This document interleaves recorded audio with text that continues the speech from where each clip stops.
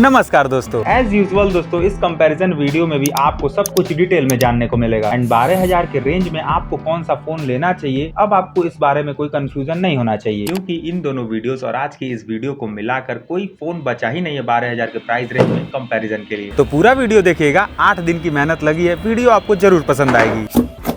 तो भाई तीनों के बॉक्स में type C cable, pin, paper and charger तो है ही, बट G34 का वॉटेज भी कम है एंड उसमें बैक केस भी नहीं है, तो इसीलिए उसके थोड़े से पॉइंट्स कटेंगे। एंड वहीं लावा स्ट्रॉम का high wattage charger plus C2C cable इस बजट में देखकर अच्छा लगा, तो इसीलिए लावा के थोड़े पॉइंट्स बढ़ेंगे। खैर अब फोन पर चलते हैं। तो भाई लावा स्टॉर्म एंड M6 Pro का ग्लास बैक डिजाइन है, तो इसीलिए दोनों पर फिंगर इंप्रेशंस आते हैं, बट लावा वाले का कलर ऐसा है ना कि फिंगर इंप्रेशंस पता ही नहीं चलते हैं, बट M6 Pro में इजिली पता चलता है। इसका कलर मेरे शर्ट के कलर से काफी मिलता है, नहीं गार्डन हो रहा। खैर वही G34 का मैट टाइप बॉडी है, इसीलिए उस पे फिंगर इंप्रेशंस नहीं आते हैं। खैर वैसे लुक वाइज जो भी डिटेल था वो मैंने आपको बता दिया, बट इसमें से कौन सा अच्छा है वो आपकी अपनी चॉइस होनी चाहिए, इसीलिए मैंने लुक वाइज सबको सेम पॉइंट्स दिए हैं। But display wise lava storm के ही पॉइंट्स बढ़ेंगे एंड इसके 3 रीजन है। पहला रीजन ये है कि लावा एंड पोको दोनों में ही फुल HD प्लस डिस्प्ले तो दिया ही गया है, बट यूट्यूब पर 1440p का मैक्सिमम रिजोल्यूशन सपोर्ट सिर्फ लावा में ही मिलता है। एंड सरप्राइजिंगली दोस्तों मैक्स रिजोल्यूशन पर डिटेल्स के साथ कलर्स भी लावा में ही अच्छे मिलते हैं। एंड वहीं दूसरा रीजन ये है कि सिर्फ लावा में ही 2K 30 FPS एंड 60 FPS की डाउनलोडेड वीडियो रन हो पाती है, बट बाकी दोनों नहीं चला पाते हैं। एंड वहीं तीसरा रीजन ये है कि लावा स्ट्रॉम की डिस्प्ले ब्राइटनेस क्लियरली बेटर मिलती है। वैसे तो तीनों ही फोन की ब्राइटनेस सनलाइट में भी काफी सफिशिएंट मिलती है, बट लावा का मैक्सिमम है। वैसे दोस्तों रिफ्रेश रेट लावा एंड मोटो का ज्यादा है, तो इसके लिए दोनों के ही पॉइंट्स बढ़ते, बट लावा में यूट्यूब पर 120 हर्ट्ज का रिफ्रेश रेट सपोर्ट ही नहीं करता है, एंड वहीं मोटो का 120 हर्ट्ज रिफ्रेश रेट हर जगह सपोर्ट करता है, तो इसीलिए थोड़े से पॉइंट्स लावा के डिडक्ट होंगे। खैर वैसे तीनों में ही पंचोल IPS LCD डिस्प्ले है, बेजल्स भी फाइन है, बट साइज वाइज सबसे छोटा G34 है, इसीलिए इसका वेट भी काफी कम है, एंड इसी वजह से सबसे कंफर्टेबल या कहें हैंडी मुझे G34 ही लगा यूज करने पर। खैर वहीं तीनों के राइट साइड में पावर बटन में फिंगरप्रिंट है, उसके ऊपर वॉल्यूम की, एंड ऊपर की तरफ G34 एंड लावा में सेकेंडरी माइक है, तो वहीं M6 में ऑक्स जैक, एंड लेफ्ट में तीनों में ही सिम स्लॉट है, बट लावा में ही सिर्फ डेडिकेटेड स्लॉट दिया गया है। एंड वहीं नीचे की तरफ तीनों में ही primary mic, charging port and speaker है, एंड वहीं फ्रंट में ऊपर की तरफ तीनों में ही एक स्पीकर दिया गया है, बट सिर्फ G34 में ही डुअल स्पीकर सपोर्टेड है मीडिया आउटपुट के लिए। जिंदगी एक सफर है सुहाना, क्या अकल क्या हो किसने जाना,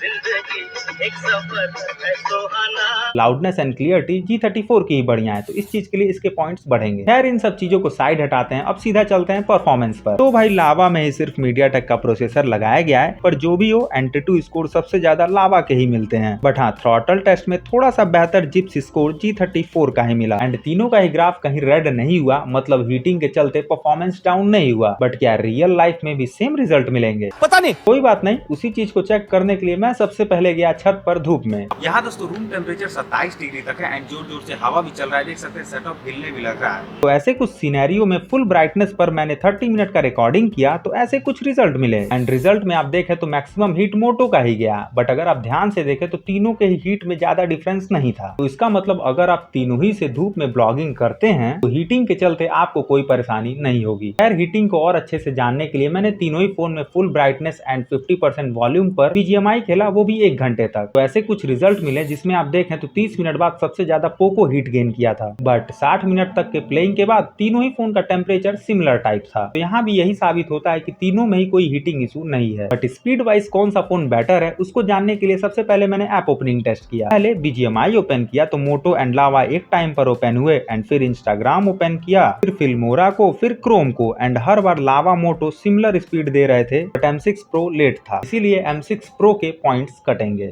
फिर मैंने तीनों ही फोन में सेम वीडियो को 1080p पर एक्सपोर्ट किया, तो यहाँ पर सबसे तेज लावा स्टॉर्म था, वहीं बाकी दोनों 12 सेकंड लेट थे। अब ये थोड़ा सरप्राइजिंग था क्योंकि तीनों का स्टोरेज टाइप तो सिमिलर है एंड मोटो का तो प्रोसेसर बढ़िया है, तो इतना लेट कैसे हो गया? इसका रीजन मुझे क्लियर कुछ पता नहीं चल पाया, आपको पता चलेगा तो बताइएगा। खैर जो भी हो एक्सपोर्टिंग के मामले में लावा स्टॉर्म आगे था, बट BGMI एक्सपीरियंस के मामले में लावा एंड मोटो का एक्सपीरियंस काफी सिमिलर टाइप था। मतलब लावा एंड मोटो में स्मूथ अल्ट्रा सेटिंग पर काफी स्मूथ एक्सपीरियंस था एंड वहीं M6 Pro का परफॉर्मेंस थोड़ा सा लो फील होता है, स्मूथनेस थोड़ा कम लगता है एंड वहीं तीनों में ही मैक्सिमम सेटिंग करके मतलब कि HD हाई सेटिंग करके खेलने पर तीनों में ही काफी लैगी फील होता है, क्योंकि इस सेटिंग पर FPS थोड़ा डाउन हो जाता है। रीजन सिंपल है। खैर अब जो भी हो, बट BGMI एक्सपीरियंस के मामले में मोटो एंड लावा ही बेटर थे। एंड वैसे दोस्तों मोटो एंड पोको 4GB वाले वेरिएंट है एंड लावा 8GB वाला है, तो इसीलिए मैंने तीनों ही फोन के बैकग्राउंड में सिर्फ 5 ऐप खोलकर चेक किया कि कौन सा इजिली ऐप को हैंडल कर लेता है। तो भाई मोटो एंड लावा तो इजिली कर लेते हैं,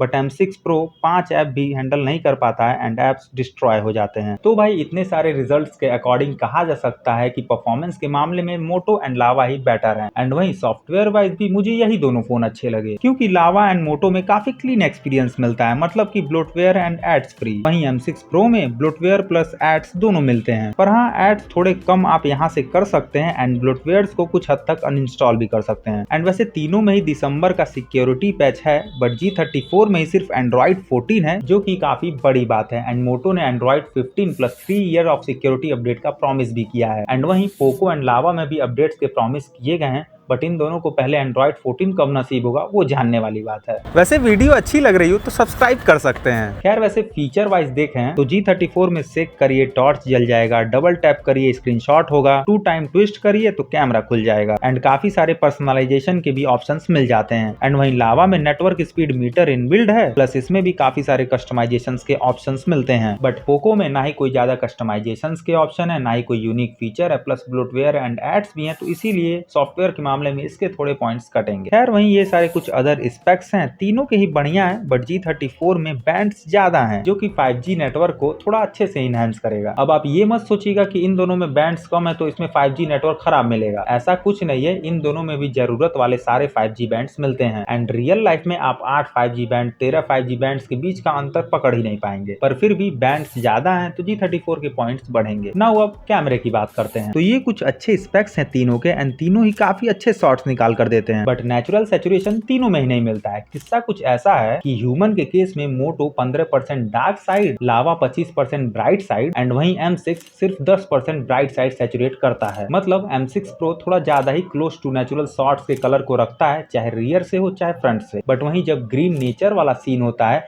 तो लावा कुछ ज्यादा ही सैचुरेट करता है, बट फिर जब किसी ऑब्जेक्ट की फोटोज लेनी होती है तो लावा फिर नॉर्मल बिहेव करने लगता है। बट कभी कभी तो लावा एकदम ब्लंडर कर देता है, जैसे कि यहाँ पर मेरा फेस एकदम लाल कर दिया है, फोटो देखकर अंदर करंट मेरे दौड़ने लग रहा है।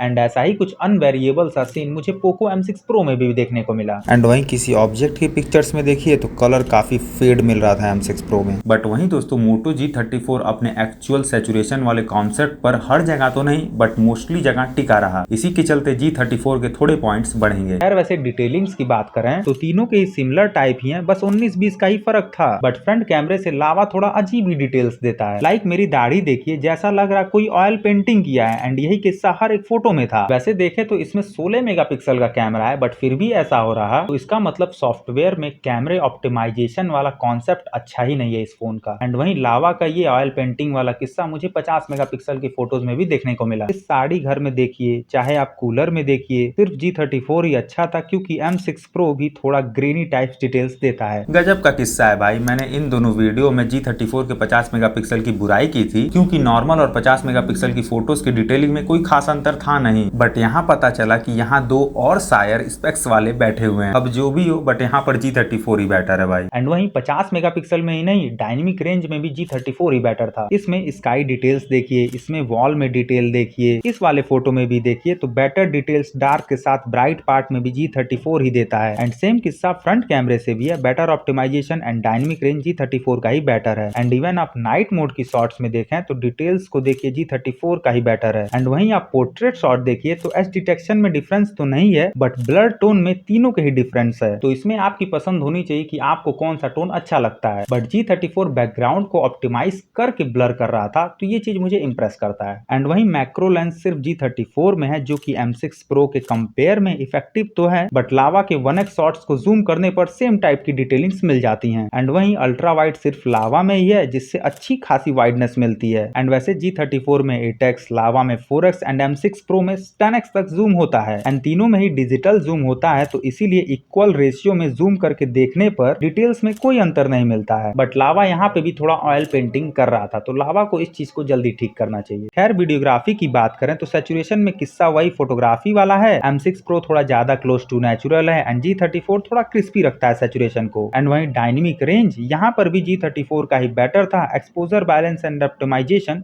बढ़िया था। एंड वहीं लो लाइट में फ्रंट कैमरे से लावा में क्लियरली ग्रेन देखने को मिलता है, तो लावा यहाँ पर भी थोड़ा सा डिसअपॉइंट किया। बट हाँ, लावा में सिर्फ 2K रिजोल्यूशन तक का सपोर्ट मिलता है, जिससे वीडियो क्वालिटी तो बढ़ती ही है, प्लस ये रिजोल्यूशन इस प्राइस रेंज में अट्रैक्ट भी करता है, जो कि अच्छी बात है। वैसे दोस्तों, मोटो एंड लावा पोको को कैमरे के मामले में दो जगह मात देते हैं। पहली बात, M6 Pro में प्रो मोड नहीं दिया गया है, जिससे फोटोग्राफर्स वगैरह थोड़े डिसअपॉइंट हो सकते हैं। एंड वहीं दूसरी बात, M6 Pro में ही सिर्फ EIS मोड नहीं दिया जाता है स्टेबलाइजेशन के लिए, जिससे वीडियो में स्टेबिलिटी नहीं मिलती है। बट हाँ, फ्रंट कैमरे का EIS मोटो का ज्यादा अच्छे से वर्क करता है in comparison to Lava. And वहीं लावा एंड मोटो में सिर्फ स्लो मोशन मोड दिया गया है, जो कि इफेक्टिव भी है। बट लावा की स्लोमो वीडियो थोड़ी जूम होकर रिकॉर्ड होती है, पता नहीं क्यों, इसीलिए उसकी डिटेलिंग थोड़ी कम मिलती है। एंड वहीं दोस्तों, डुअल रिकॉर्डिंग मोड सिर्फ G34 में दिया गया है, जिसकी क्वालिटी काफी अच्छी है, प्लस इसमें दो लेआउट्स भी दिए गए हैं। एक तो ये है एंड एक लेआउट कुछ इस तरह का है। बाकी इस नॉइजी जगह पर भी आपको माइक की क्वालिटी का अंदाजा लग रहा होगा। एंड वहीं दोस्तों, तीनों ही फोन का ऑटो फोकस मुझे काफी सिमिलर टाइप देखने को मिला। तो भाई ओवरऑल यही कैमरा टेस्ट का रिजल्ट है, जो कि आपको जेन्युइन ही लगेगा अगर आपने पूरा वीडियो देखा है तो। एंड इस रिजल्ट में आप देखें तो G34 ही बेटर निकल कर आता है। खैर वहीं बैटरी की बात करें तो दोस्तों, मैंने तीनों को ही फुल चार्ज करके 6 घंटे 20 मिनट से ज्यादा यूज किया, जिसमें 1 घंटे से ज्यादा BGMI, 30 मिनट की वीडियो रिकॉर्डिंग, 1 घंटा कैमरा, 30 मिनट थ्रॉटल टेस्ट वगैरह मैंने किया है। एंड इतना सब कुछ यूज करने के बाद भी M6 Pro में सबसे ज्यादा बैटरी बची है। एंड इसका रीजन भी काफी क्लियर है। M6 में सिर्फ 90 हर्ट्ज का रिफ्रेश रेट है, वहीं बाकी दोनों में 120 हर्ट्ज का है। तो भाई बैकअप का किस्सा कुछ ऐसा है ना कि तीनों ही फोन में एक्सट्रीम यूज पर 6.5 घंटे से ज्यादा की बैटरी बैकअप आराम से मिल जाएगी। एंड वहीं मैंने चार्जिंग टेस्ट भी किया तो 0 से 100% चार्ज करने पर सबसे तेज स्पीड लावा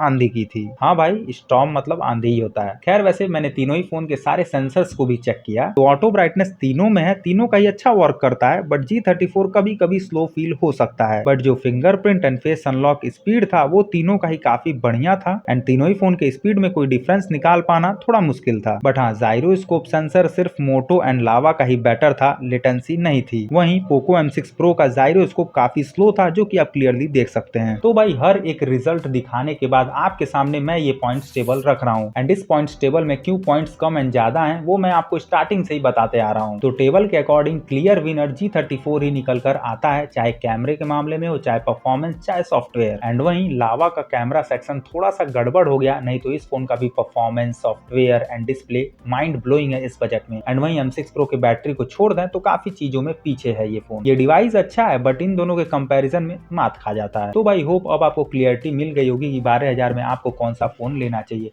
अगर आपको क्लियरिटी मिल गई हो तो आप अपना प्यार इस वीडियो को और इस चैनल को दिए बिना मत जाइएगा। मिलते हैं जल्द, ख्याल रखिए, जय हिंद।